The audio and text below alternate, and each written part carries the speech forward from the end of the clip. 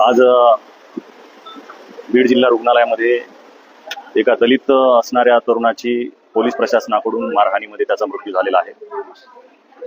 Kaij police स्टेशनमध्ये POCSO अंतर्गत गुन्हा दाखल झाला असताना केज पोलिसांनी या दलित तरुणाला घरापासून तर पोलीस स्टेशनपर्यंत मारहाण केली। त्या मारहाणीमध्ये तो अत्यंत घायल झाला। घायल झाल्याच्या नंतरही त्याच्यावर कुठलीही ट्रीटमेंट केली गेली नाही। त्याला न्यायालयाच्या मार्फत बीड जिल्हा जेलमध्ये पाठवण्यात आलं, कारागृहामध्ये पाठवण्यात आलं। बीड जिल्हा कारागृहातून त्याची परिस्थिती आणखी हालाकीची झाली असताना त्याला बीड जिल्हा रुग्णालयामध्ये या दलित तरुणाला टाकण्यात आलं। त्याचं नाव आशिष दिवार असं आहे। आज तुम्ही बघत असाल की आम्ही बीड जिल्हा रुग्णालयात मध्ये त्या मुलाच्या मृत्यूच्या ठिकाणी आहोत। या बीडच्या रुग्णालयामध्ये हे जे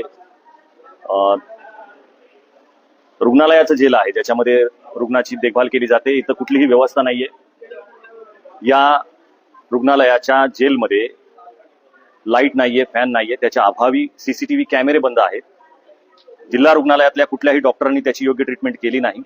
त्याचा भाऊ इथं उपलब्ध असताना त्याला कुठलीही सूचना दिली नाही।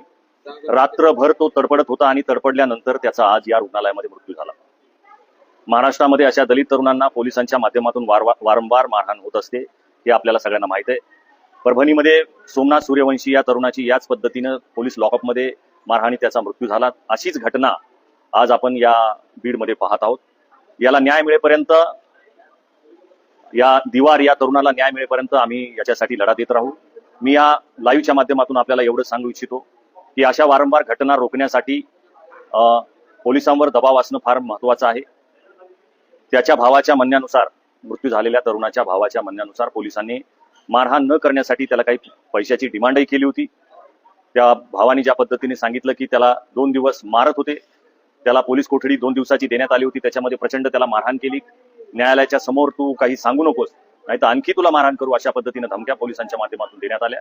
याच्यावर आम्ही बीड एसपी यांच्याकडे न्याय मागणार आहोत। संबंधित जे पोलीस अधिकारी त्यांच्यावर गुन्हे दाखल झाले पाहिजे।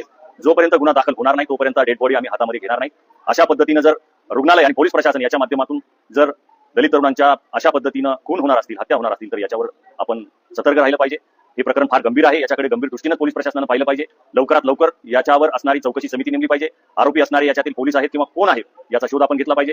जिल्हा रुग्णालयातील जे डॉक्टर 2 दिवस इथं त्याच्या ट्रीटमेंटसाठी होते, त्याचा आमच्याकडे व्हिडिओ आहे की त्याला बांधून ठेवलं होतं पोलीस कोठडीमध्ये। या कोठडीमध्ये पलंगाला त्या आरोपीला, याला आरोपी म्हणत होते, त्याला अक्षरशः पलंगाला बांधून ठेवलं होतं। बांधून का ठेवलं होतं हा सवाल आमचा जिल्हा रुग्णालयामधल्या डॉक्टरांना देखील आहे। या सगळ्यांना आम्ही न्यायालयामध्ये खेचू, यांच्यावर सगळ्यावर गुन्हे दाखल होतील। जिल्हा रुग्णालयात सीसीटीव्ही कॅमेरे फक्त शोसाठी लावलेले। आता मृत्यू झाल्याच्या नंतर या पोलीस कोठडीच्या बाहेर कूलरची व्यवस्था जिल्हा रुग्णालयाने केलेली आहे। हे सगळे खोटारडे लोक या अशा तरुणांच्या हत्येची कारणीभूत आहेत असं आम्हाला वाटतं। म्हणून याच्या विरोधात आवाज उचलवणार आहोत। बीड शहरातील सर्व आंबेडकरवादी कार्यकर्त्यांना माझं आव्हान आहे की याच्यासाठी आपण न्यायासाठी उतरलं पाहिजे। धन्यवाद।